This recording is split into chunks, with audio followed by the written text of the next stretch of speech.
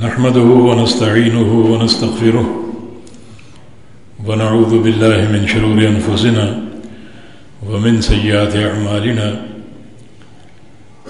من يهده الله فلا مضل له ومن يضلل فلا هادي له وأشهد أن لا إله إلا الله وحده لا شريك له وأشهد أن محمدا عبده ورسوله يا أيها الذين آمنوا اتقوا الله حق تقاته ولا تموتن إلا وأنتم مسلمون يا أيها الناس اتقوا ربكم الذي خلقكم من نفس واحدة وخلق منها زوجها وبث منهما رجالا كثيرا ونساء واتقوا الله الذي تساءلون به والأرحام إن الله كان عليكم رقيبا يا أيها الذين آمنوا اتقوا الله وقولوا قولا سديدا يصلح لكم أعمالكم ويغفر لكم ذنوبكم ومن يطع الله ورسوله فقد فاز فوزا عظيما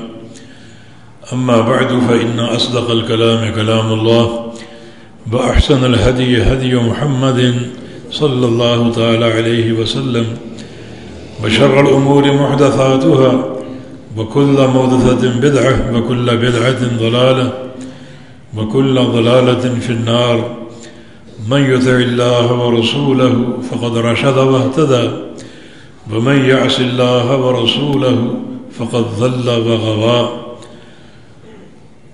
اللهم صل على محمد وعلى آل محمد كما صليت على إبراهيم وعلى آل إبراهيم إنك حميد مجيد اللهم بارك على محمد وعلى آل محمد كما باركت على إبراهيم وعلى آل إبراهيم إنك حميد مجيد سبحانك لا علم لنا إلا ما علمتنا إنك أنت العليم الحكيم رب اشرح لي صدري ويسر لي أمري واحلل عقدة من لساني يفقه قولي لقد قال الله سبحانه وتعالى بعد أعوذ بالله من الشيطان الرجيم من همزه ونفخه ونفثه بسم الله الرحمن الرحيم يا أيها الذين آمنوا إن تتقوا الله يجعل لكم فرقانا ويكفر عنكم سيئاتكم ويغفر لكم والله ذو الفضل العظيم. یہ سورہ انفال کی آیت مبارکہ ہے. اللہ تعالی اس آیت کریمہ کا آغاز اپنے مومن بندوں کو مخاطب فرماتے ہوئے کر رہا ہے. یا ایھا الذین آمنوا، اے وہ لوگو جو ایمان لائے. یہ خطاب بڑا محبت بھرا ہے، کیونکہ ایمان اللہ تعالیٰ کا سب سے محبوب وصف ہے، اور جو بندے مومن ہو جائیں وہ اللہ تعالیٰ کے انتہائی پیارے ہیں اور مقرب ہیں. آپ یوں سمجھے جیسے باپ اپنے بیٹے سے کہے اے میرے پیارے بیٹے، یا اے میرے پیارے بھائی، یا اے میرے پیارے دوست. تو یہ خطاب بھی اسی محبت سے لبریز ہے. اے میرے پیارے بندو جو ایمان لا چکے. اس خطاب میں ایک حکمت اور بھی ہے، اور وہ یہ ہے کہ اہل ایمان کو جو ان کا عہد ہے ایمان لانے کا اور ایمان لا کر اس پر قائم رہنے کا، اس کی یاد دہانی کہ تم چونکہ ایمان لا چکے تو اس وصف ایمان کو ہمیشہ پیش نظر رکھنا، ہمیشہ اس پر قائم رہنا، اور ہمیشہ ایمان پر استقامت کی زندگی بسر کرنا. صحیح بخاری میں نبی علیہ السلام نے ایک دعا کی تعلیم دی ہے جس کو آپ صلی اللہ علیہ وسلم نے سید الاستغفار کہا ہے۔ جتنے بھی استغفار کے صیغے ہیں ان سب کا سردار،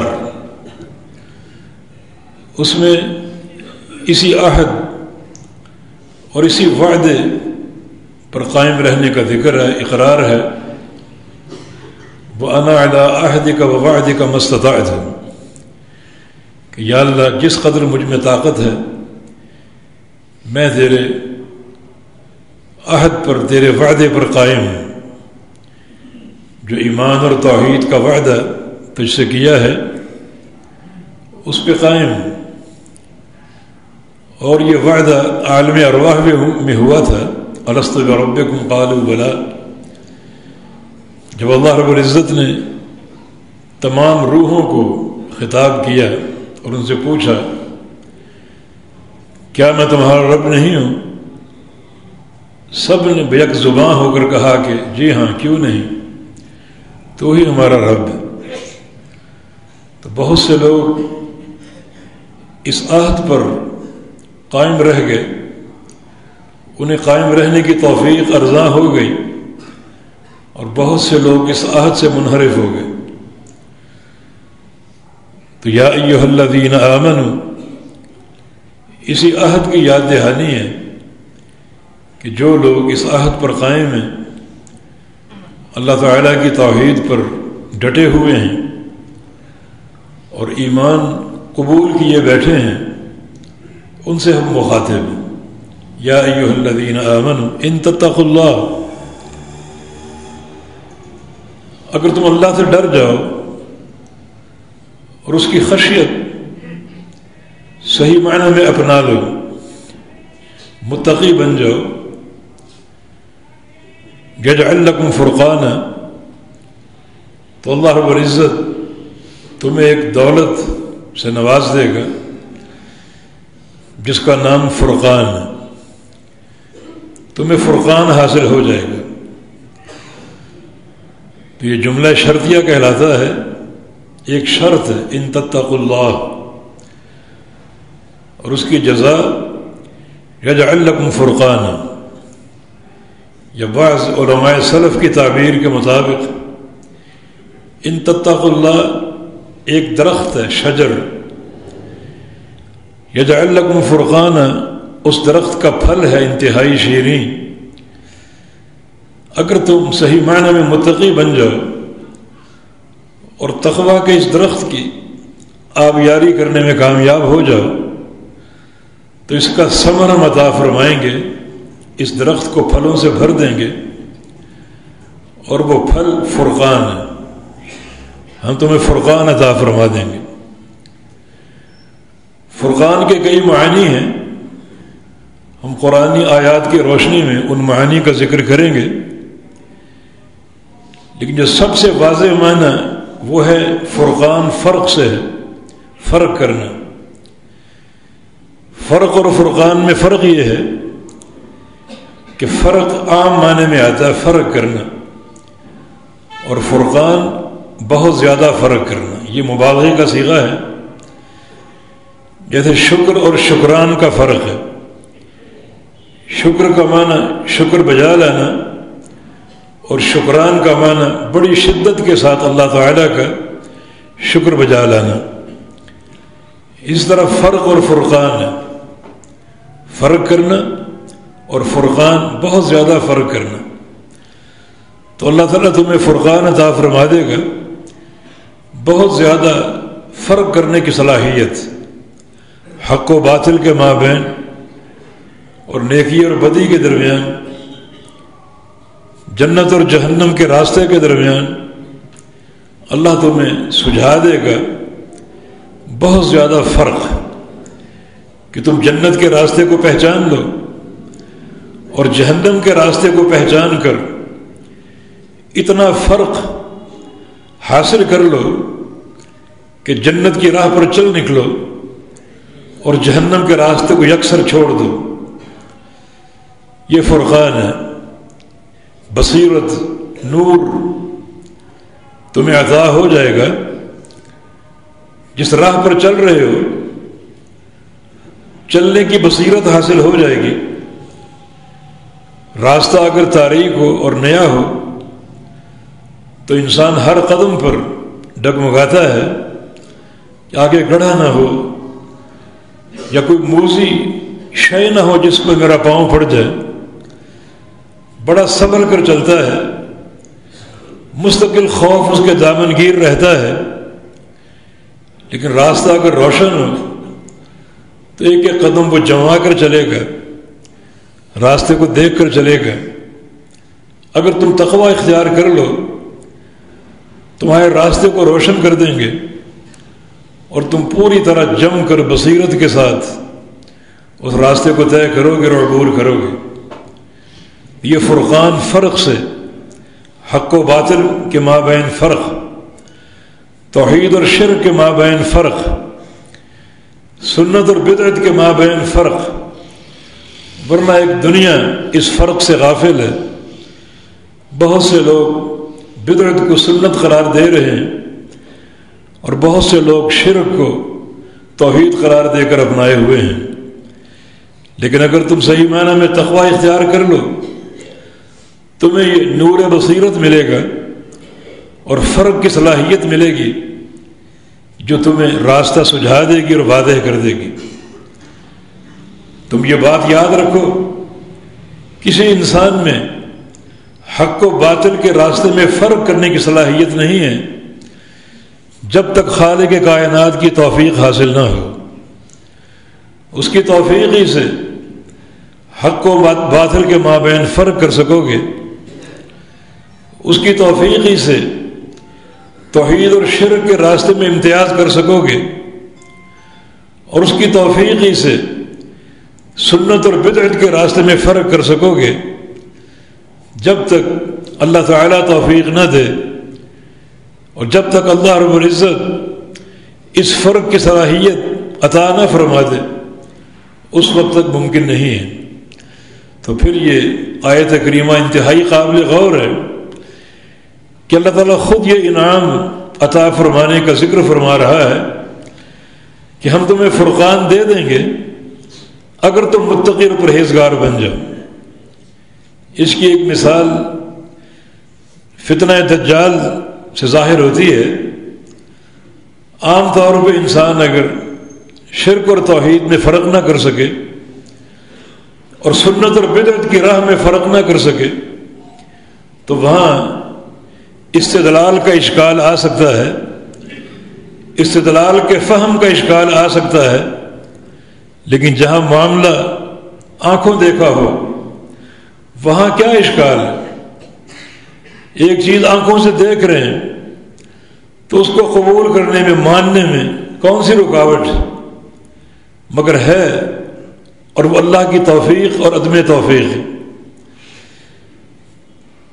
دجال کے تعلق سے رسول اللہ صلی اللہ علیہ وسلم نے دو علامتیں بیان کی.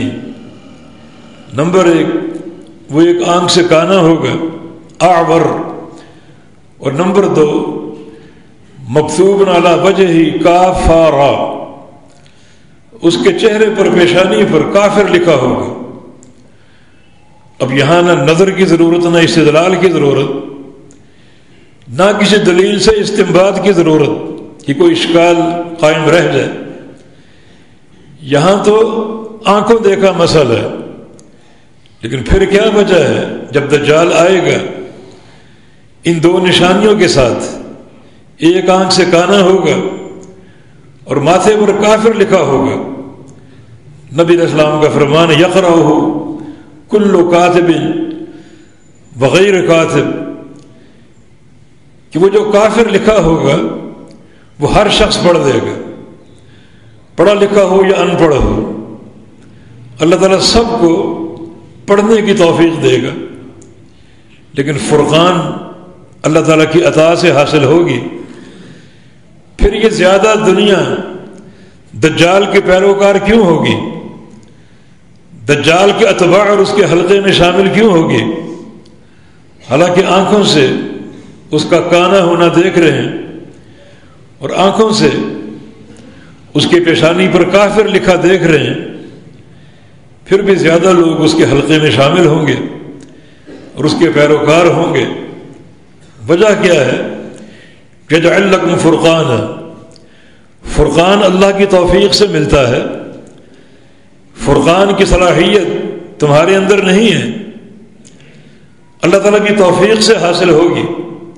اور یہاں اسی نعمت عظمیٰ کا ذکر ہے، اگر تم اللہ سے ڈر جاؤ تو اللہ رب العزت تمہیں فرقان کی دولت عطا فرما دے گا، ایک ایسی بصیرت، ایک ایسا ملکہ، ایک ایسی صلاحیت جس صلاحیت کی برکت سے تم حق و باطل میں نکھار پیدا کر سکو، تاکہ حق قبول کر لیں اور باطل کو رد کر دیں۔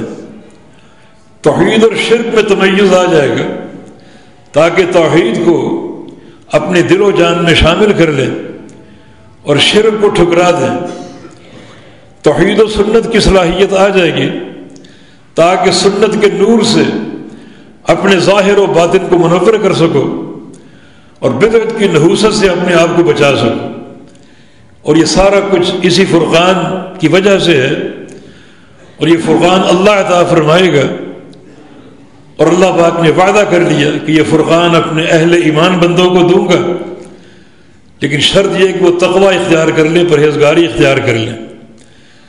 یہ فرقان ایک واضح فرق کی دولت ہے اسلام اور کفر کے مابین۔ آپ جانتے ہیں کہ جنگ بدر کا ایک نام فرقان بھی ہے، یوم الفرقان، یوم التقى الجمعان۔ بدر کو یوم الفرقان کہا گیا، جس دن دو جتھے آپس میں ملے تھے، دو جتھوں کی مدبھیڑ ہوئی تھی، ایک اہل ایمان کا جتھا جس کے قائد محمد الرسول اللہ صلی اللہ علیہ وسلم تھے، اور دوسرا کفار کا جتھا جس کی قیادت امت کا فرعون ابو جہل کر رہا تھا۔ اور اللہ رب العزت نے اس دن کو یوم الفرقان بنا دیا۔ ایک ایسا معرکہ برپا ہوا جو اسلام کی شان و شوکت اور غلبے کا دن ثابت ہوا۔ مسلمان غالب آ گئے، کفار مغلوب ہو گئے، اپنی تمام تر طاقت اور قوت کے باوجود۔ 70 کافر جو صنادید قریش تھے جہنم واصل ہوئے، اور 70 ہی ان کے قیدی بن گئے۔ زخم تو سب کو لگے تھے، لیکن 70 کفار قید کر لیے گئے۔ بہت بڑا ان کے لیے ایک شر، ناکامی، نامرادی اور انتہائی رنج و الم کا دن تھا۔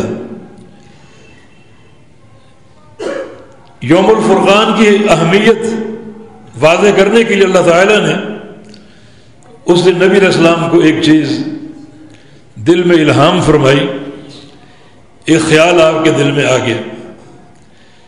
جب 70 قیدیوں کا معاملہ طے ہو رہا تھا، ان کے ساتھ کیا سلوک کیا جائے؟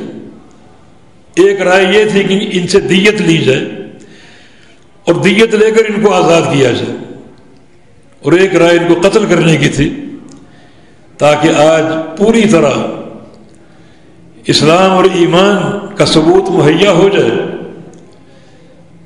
پوری طرح حق واضح ہو جائے۔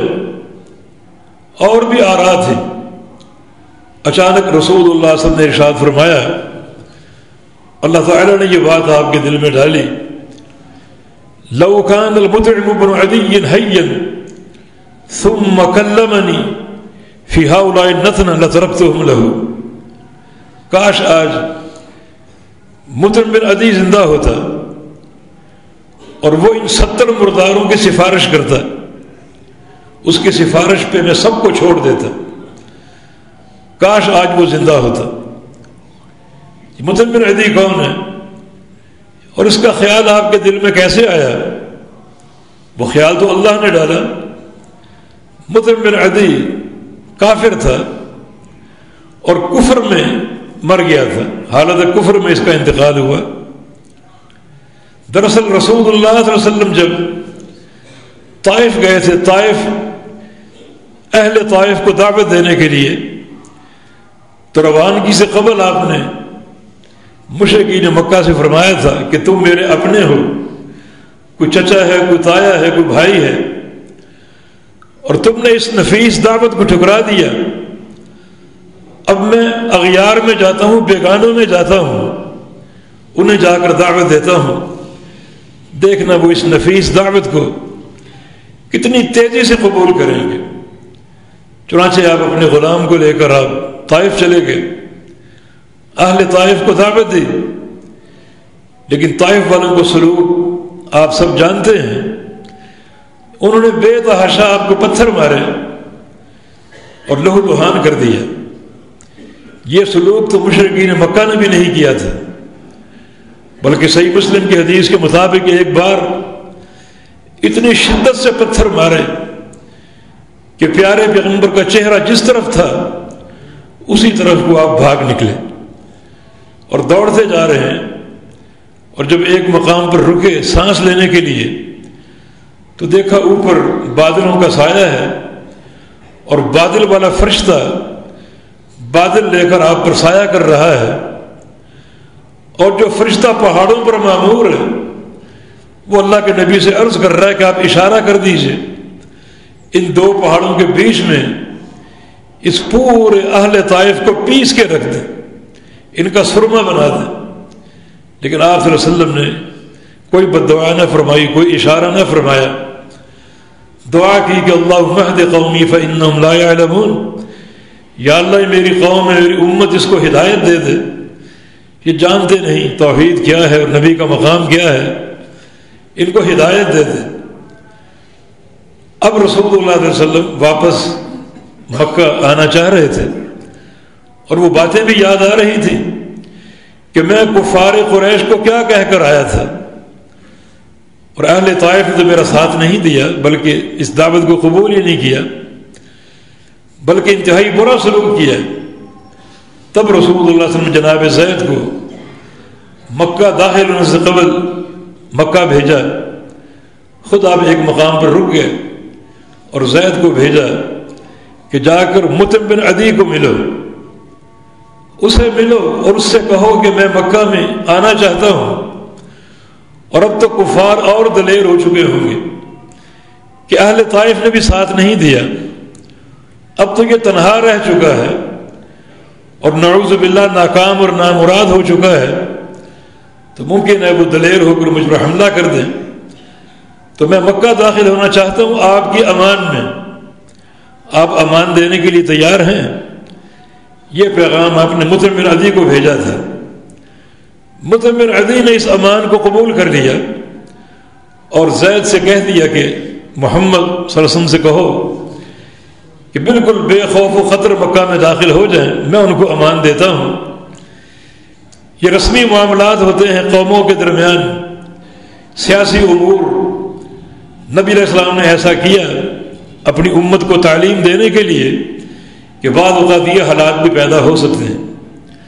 چنانچہ مطعم بن عدی نے، اس کے 4 بیٹے تھے، چاروں کو تلوار تھما دی اور بیت اللہ کے ایک ایک کونے میں کھڑا کر دیا اور کہا کہ سن لو، میں نے محمد کو امان دے دی صلی اللہ علیہ وسلم، کوئی انگلی آپ کی طرف اٹھے اس کو کاٹ دینا، کوئی آپ پر حملہ آور ہونے کی کوشش کرے بے دریغ اس کو قتل کر دینا، میں نے اس کو امان دے دی۔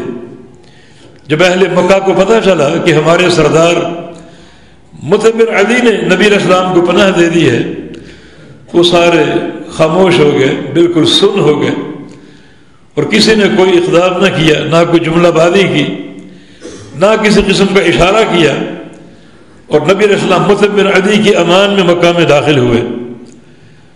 اب آج یہ 70 قیدی آپ کے سامنے تھے اور مطعم بن عدی کا احسان آپ کے سر پہ تھا، تب آپ کو اس کی یاد آ گئی۔ لو کان المطعم بن عدی حیا، کاش آج وہ زندہ ہوتا، ثم کلمنی، اور وہ مجھ سے سفارش کرتا، فی ہؤلاء النتنہ، ان مرداروں کے بارے میں، ان 70 مرداروں کے بارے میں جو زندہ تو ہیں مگر عقیدے کے اعتبار سے مردہ ہیں، اگر وہ سفارش کرتا لترکتہم لہ، تو اس کی سفارش کی بنا پر سب کو چھوڑ دیتا بغیر کسی فدیہ کے اور بغیر کسی اور شرط کے، بلا مشروط اس کو چھوڑ دیتا۔ تو نبی علیہ السلام اچانک یہ جملہ ارشاد فرما گیا تاکہ آج کا دن یوم الفرقان اور شدت سے واضح ہو جائے کہ اللہ نے کیسا فرق کیا اور کیسا فرق ثابت کر دیا۔ ایک وہ وقت تھا جب آپ مکہ میں کسی مشرک کی امان میں داخل ہو رہے ہیں، اور آج کا دن یوم الفرقان بن گیا۔ یہی صنادید قریش، یہی بڑے بڑے سردار، کچھ تو قتل ہو چکے، کچھ قیدی پڑے ہوئے ہیں۔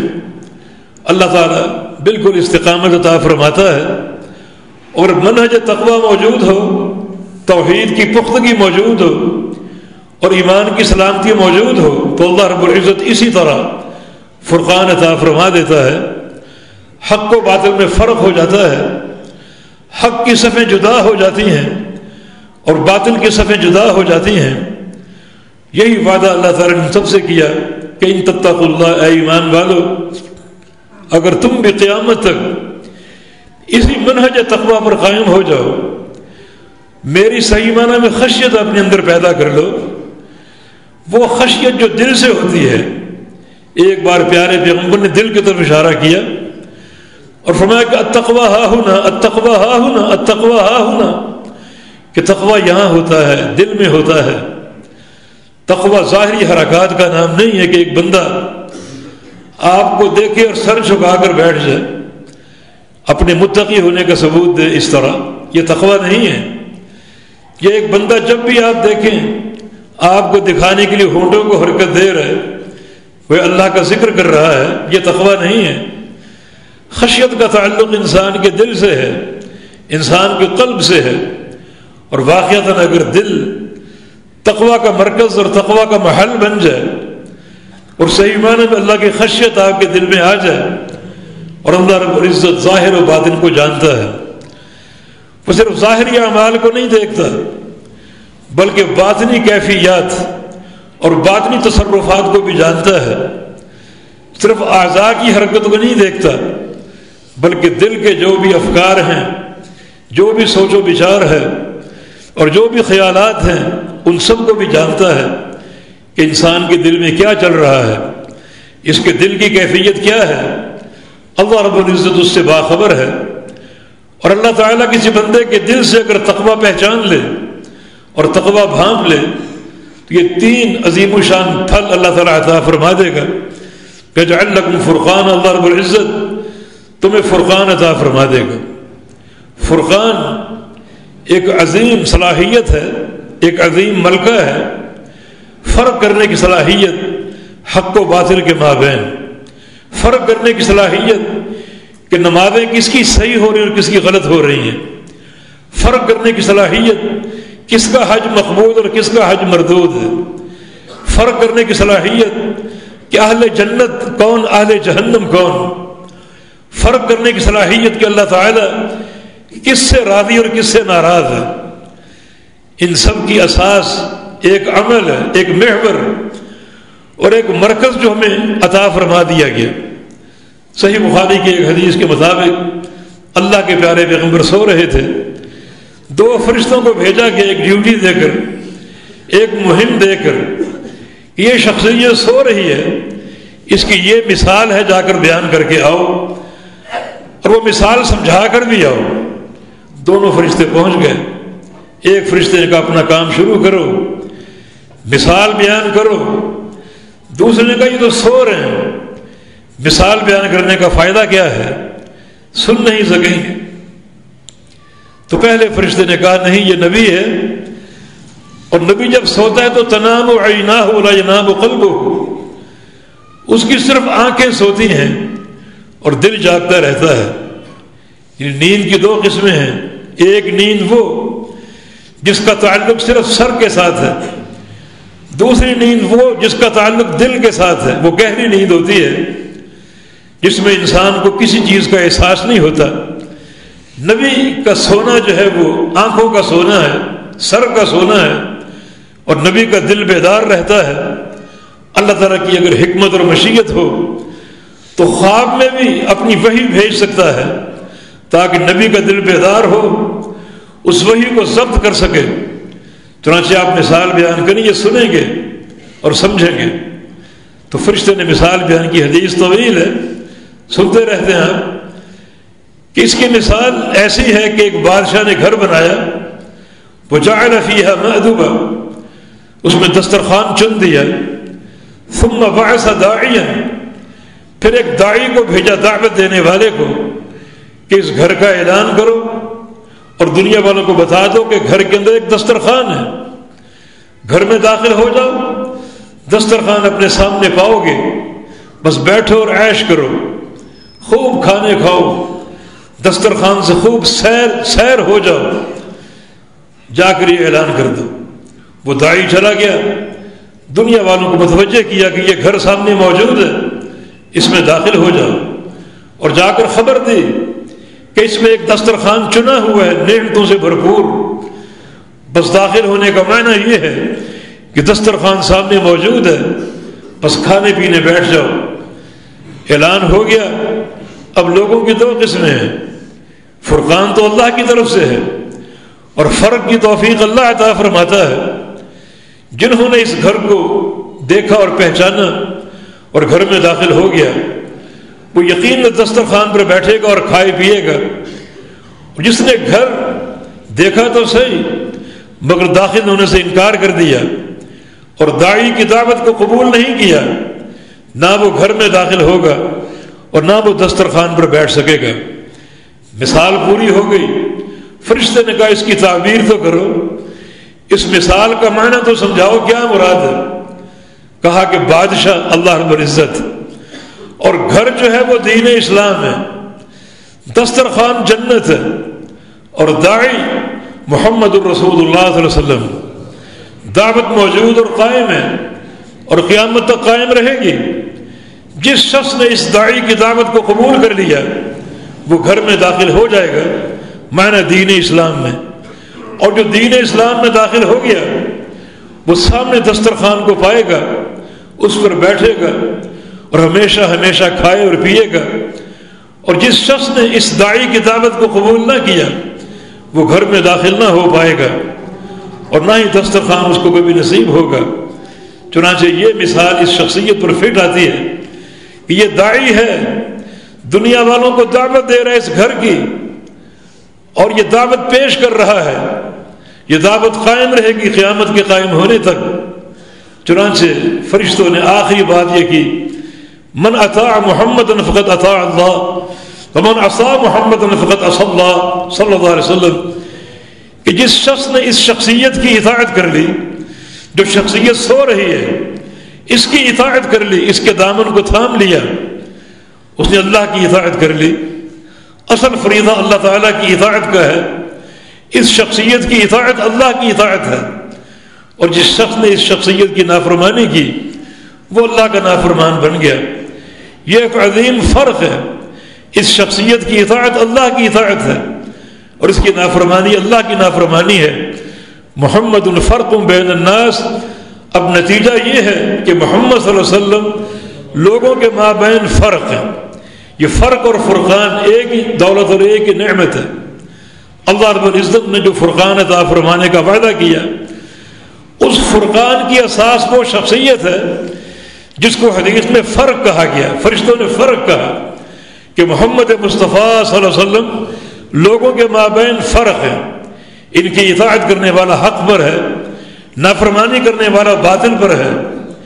ان کی سنت کا پیروکار جنتی ہے اور ان کی سنت سے پہلو تہی برتنے والا جہنمی ہے.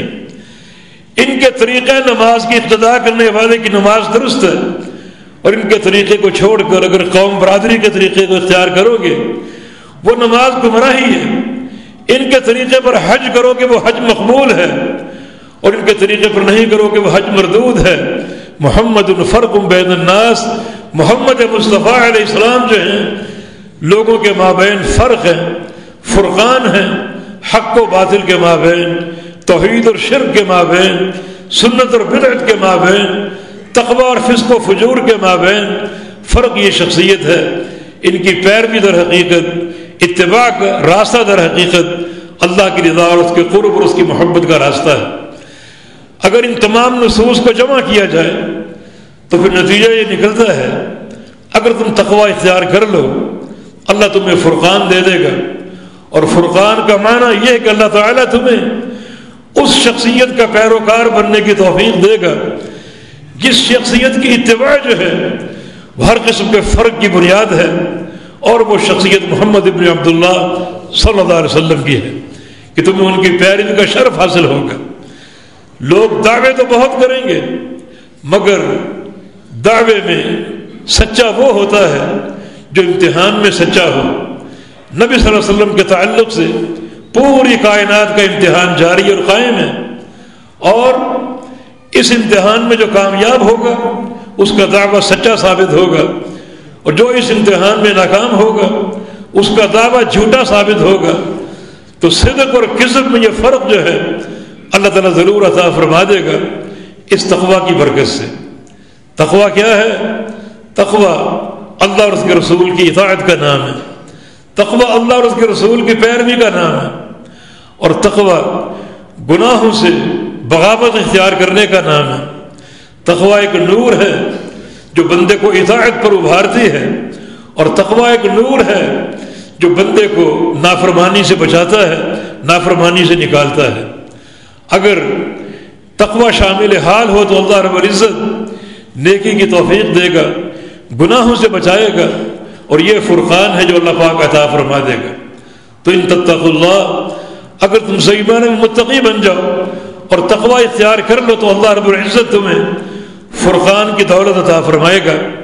اور دوسرا یکفر عنکم سیئاتکم، اللہ تعالیٰ تمہارے گناہوں کو معاف کر دے گا، یغفر لکم، اور تمہیں بخش دے گا۔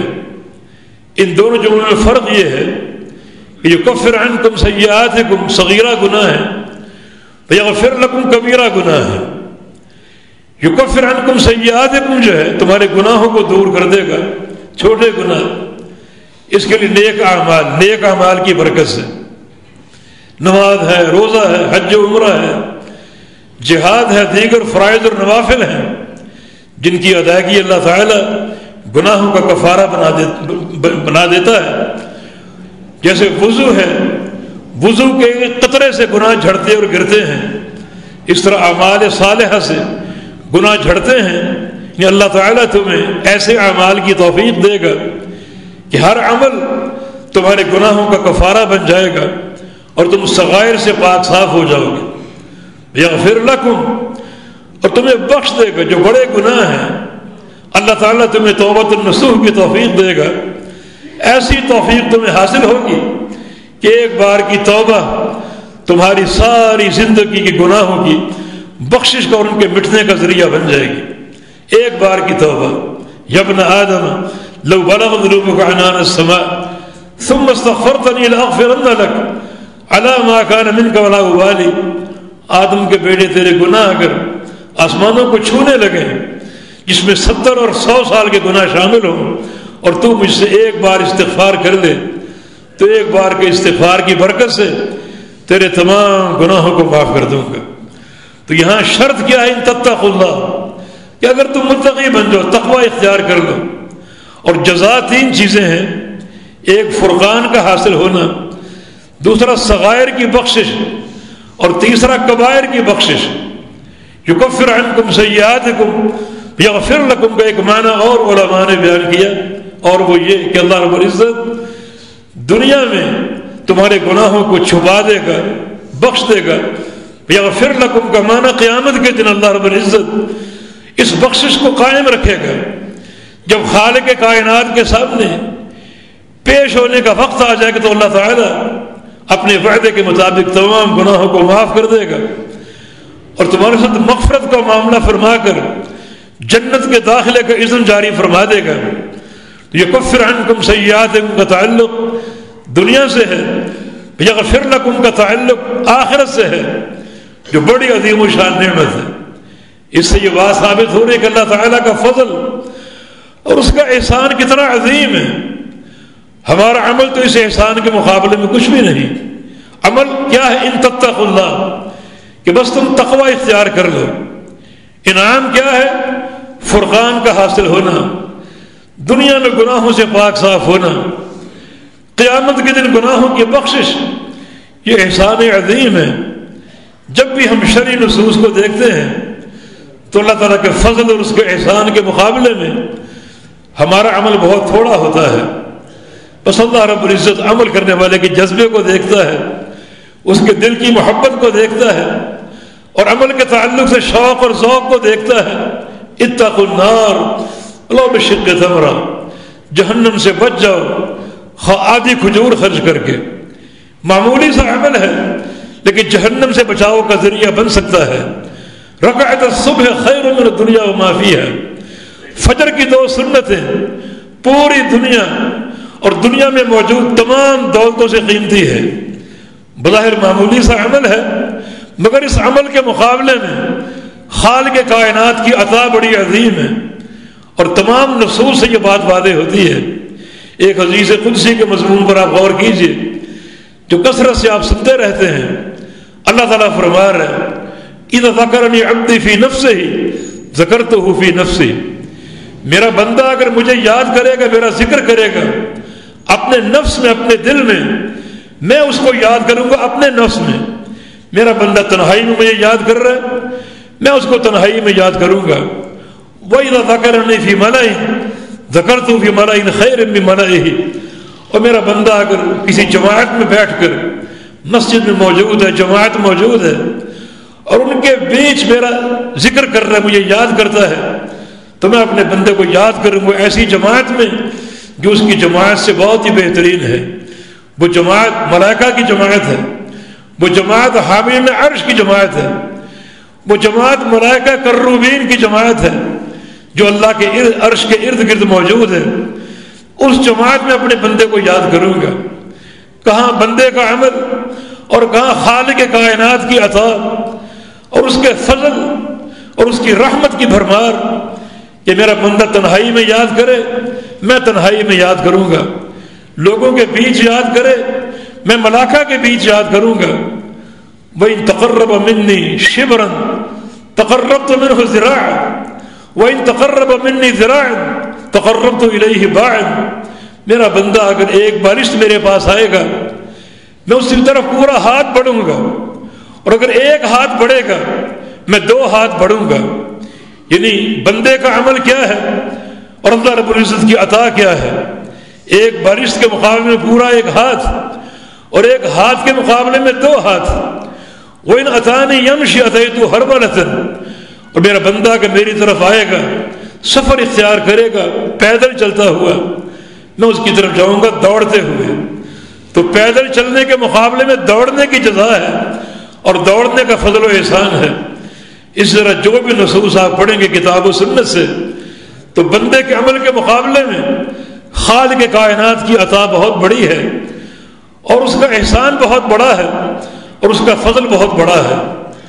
تو یہاں ایک ہی شرط ہے ان تتقوا اللہ، اور جزائیں 3 ہیں، اللہ تعالیٰ کے وعدے 3 ہیں، اور چوتھا وعدہ ایک اور بھی ہے، واللہ ذو الفضل العظیم، اللہ بڑے فضل کا مالک ہے، بڑا فضل کرنے والا۔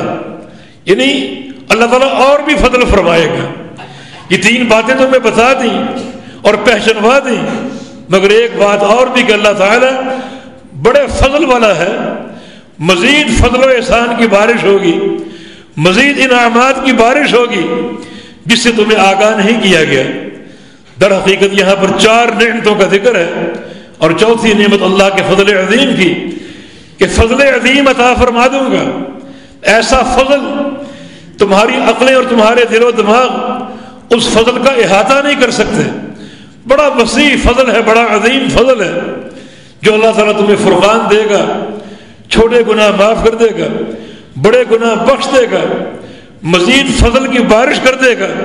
وہ فضل کیا ہوگا اسے مبہم رکھا گیا، وہ ظاہر نہیں کیا گیا، مگر وہ بڑا عظیم فضل ہے جو ایک بڑی بشارت ہے، ہمیں اس بات پر جو ہے وہ متنبہ کرتی ہے، متوجہ کرتی ہے کہ ہم اس شرط کو پہچان لیں اور تقوی اور پرہیزگاری سے اپنے آپ کو سجا لیں، سنوار لیں۔ ہمارے دل اللہ کی خشیت سے معمور ہوں، اللہ تعالیٰ کے خوف سے بھر جائیں، اور عمل کی انجام دہی اللہ تعالیٰ کے خوف کی بنیاد پر ہو۔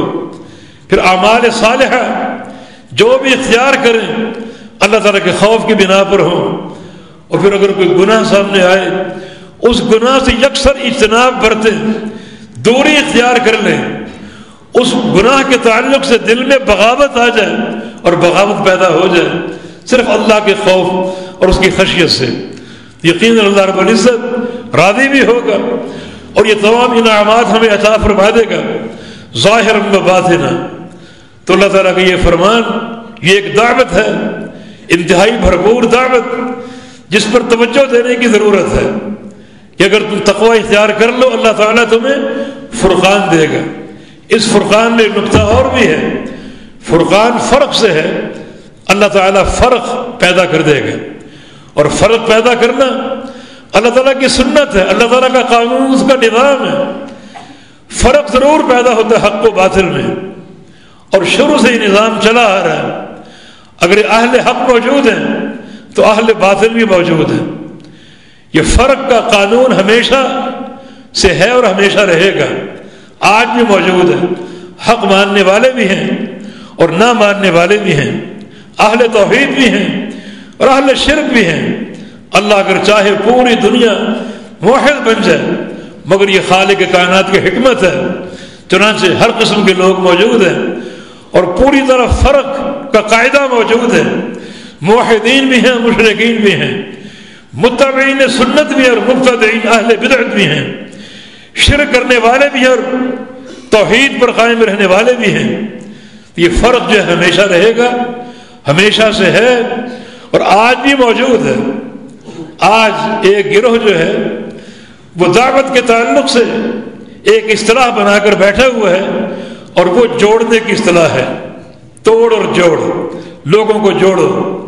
ان کی دعوت کا جو مرکز اور بنیادی نقطہ ہے وہ فضائل تک محدود ہے کہ لوگوں کو توڑو نہیں، تفریق نہ کرو۔ پھر تفریق کیوں نہ کریں؟ تفریق سنت الہی ہے، یجعل لکم فرقانا، اللہ تمہیں فرقان دے گا، حق و باطل میں فرق، مشرکین اور موحدین میں فرق۔ تو تفریق تو اللہ تعالیٰ کی سنت ہے، انبیاء کا راستہ ہے۔ جس نبی نے دعوت دی، کیا سارے لوگوں نے بات مانی؟ کیا سب نے نبی کی اطاعت قبول کی؟ تفریق تو ہمیشہ قائم رہی، ہمیشہ موجود رہی۔ تو پھر یہ دعوت وہی معتبر ہے جو انبیاء نے دی۔ انبیاء کی دعوت توحید تھی، قولوا لا الہ الا اللہ۔ اور یہ دعوت جب بھی آئے گی، تکبیر کی دعوت جب بھی ابھرے گی، تفریق کا پہلو ضرور آئے گا۔ کچھ لوگ قبول کریں گے، کچھ لوگ انکار کر دیں گے، تو حق و باطل کا یہ معرکہ ہمیشہ قائم رہے گا۔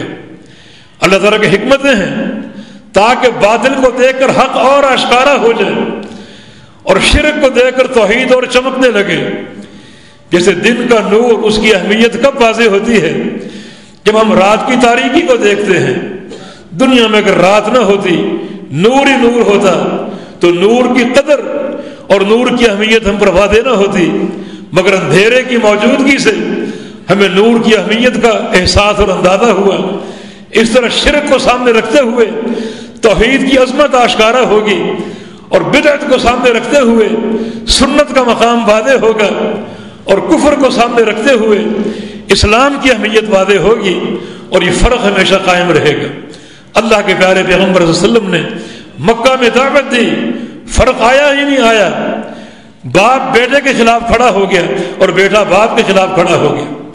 آپ نے کیوں نہ صرف جوڑنے کی دعوت دی کہ بس جوڑ ہی جوڑ ہو، توڑ کا کوئی راستہ نہ ہو، بس فضائل بیان کرتے جاؤ میٹھے میٹھے، تاکہ لوگ سن کر قریب آتے جائیں، ان پر قائم رہیں۔ نہیں، اصل یہ فضائل کی قبولیت ہو، توحید کے رسوخ اور توحید کی استقامت پر قائم ہے۔ انبیاء کا پہلا نعرہ ہی قولوا لا الہ الا اللہ ہوتا۔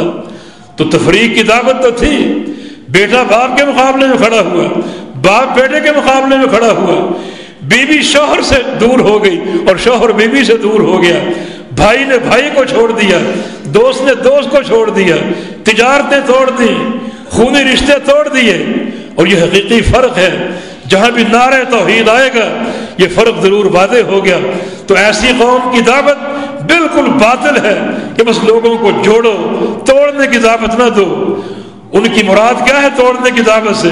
کہ شرک کی مذمت نہ کرو، توحید کھل کر بیان نہ کرو، بس فضائل فضائل فضائل، تبلیغ تبلیغ تبلیغ۔ مگر یہ راستہ منہج انبیاء کے خلاف ہے، مکی زندگی میں آپ کی دعوت کتنی بڑی تفریق کا باعث بنی. مدینہ آ گئے اور اہل مدینہ ایک شخص کی قیادت پر متفق ہونے والے تھے اور وہ تھا عبداللہ بن ابی بن سلول، منافقین کا سردار. اس کی قیادت پر لوگ متفق ہونے والے تھے، اس کے سر پہ امارت اور حاکمیت کا تاج سجانے والے تھے. جب اللہ کے پیارے پیغمبر نے مدینہ آ کر دعوت توحید دی اور پیغام توحید دیا اور عبداللہ بن ابی بن سلول اس دعوت سے منحرف ہوا اور اللہ کے پیارے پیغمبر پر تنقید کی، تو اس دعوت نے دو گروہ پیدا کر دیے. ایک گروہ اس منافقین کے سردار عبداللہ بن ابی بن سلول کے ساتھ مل گیا، دوسرا گروہ محمد رسول اللہ صلی اللہ علیہ وسلم کے ساتھ. تفریق تو قائم ہو گئی. اگر آپ کی دعوت صرف فضائل کی ہوتی، جوڑنے کی، صرف جوڑنے کی، تو یہ تفریق پیدا نہ ہوتی.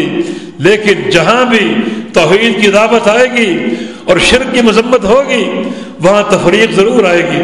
اور خالق کائنات کا یہ فرمان یجعل لکم فرقانا، اللہ تمہیں فرقان دے گا.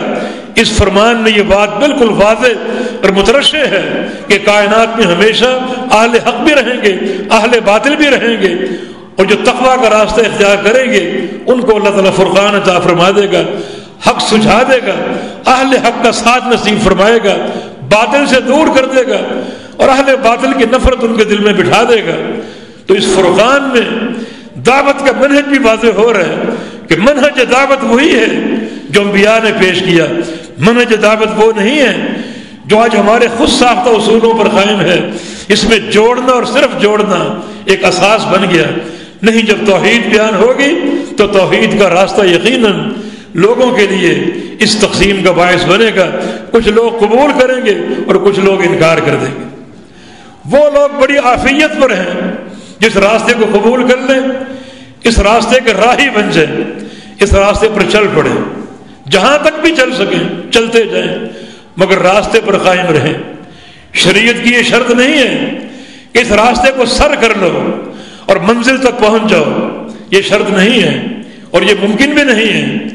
شریعت کی شرط یہ ہے کہ اس راستے پر چلتے جاؤ اور تمہاری موت آئے تو اسی راستے پر آئے، منحرف ہو کر نہ آئے، اس راستے سے دوری پر نہ آئے. یہ شرط نہیں کہ اس راستے کو پوری طرح سر کر کے تم نقطۂ انتہا تک پہنچ جاؤ پھر تم کامیاب ہو، بلکہ کامیابی کے لیے شرط یہی ہے اس راہ پر چلتے جاؤ چلتے جاؤ حتیٰ کہ موت آئے اسی راستے پر موجود ہو، اسی راستے کے راہی ہو تم. اس طرح موت نہ آئے کہ اس راستے سے تم بہک چکے ہو، دوری اختیار کر چکے ہو اور دوری کی منزل پر جا پہنچو. وہ بندہ ٹھکرایا ہوا ہے، اللہ کے ہاں مردود ہے اور ناقابل قبول ہے. تو تقویٰ ایک عظیم جوہر ہمیں دیا گیا، ایک عظیم اساس ہمیں دی گئی، بلکہ تقویٰ عین دین ہے. اس پر تم پوری قوت کے ساتھ گامزن ہو جاؤ تو اللہ تعالیٰ یہ نعمت عطا فرمائے گا.